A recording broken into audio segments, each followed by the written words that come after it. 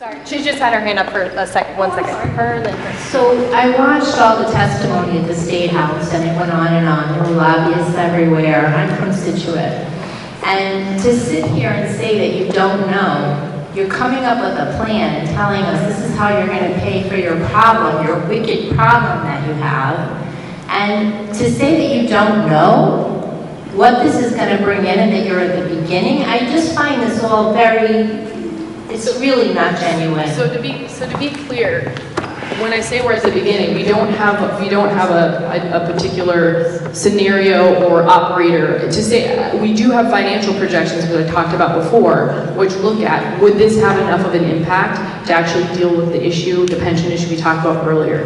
The answer we've gotten through going through that process is yes. It would bring in hundreds of millions of dollars over the course of time, or we could leverage for bonding, as we discussed earlier. So it could. So we have done that. So I don't want. I hope we didn't paint the picture that that's something we haven't done or looked at. What we don't have is a particular transaction to share with you with a specific operator that they're going to pay this much, and this is what we're anticipating in terms of investments they're going to be making in the water system over the course of time. We just don't have that information because we're at the beginning of that part of the conversation. So I didn't want to sound disingenuous about having looked at it financially. We absolutely have looked at it financially. And if there were any other options that were viable, we would be bringing, that were of scale, as the mayor said, we'd be bringing those as well.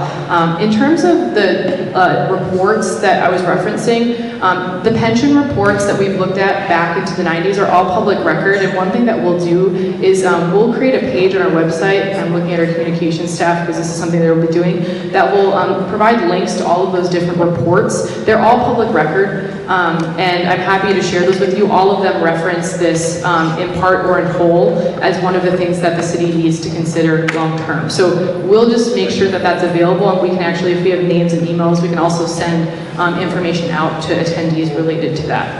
And that actually goes into some of the numbers, looking at the feasibility that you're getting at. And how that affects Situate as well. We would like to see that because the tax continues. Yeah, absolutely. And that's why this is a wicked problem in which we're in together. This impacts Situate too. If the city's pension fund were ever to run dry, it would be very, very bad for Providence Water and for Situate. Very bad. We need to work on this together because... Please don't include the fair part, because supplying 60% of the state's water, nobody's going to leave that go, and people are going to have water. So to threaten and say what's going to happen, the whole thing is just going to fall apart. They absolutely will have water. It's ridiculous. They will have water, but if you look at what has happened...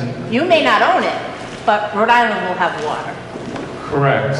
And a lot of the things that we're all afraid of and concerned about are things that would be at risk of happening. If you look at the kinds of things that have happened in municipal bankruptcies throughout the country, aggressively monetizing assets is something that happens.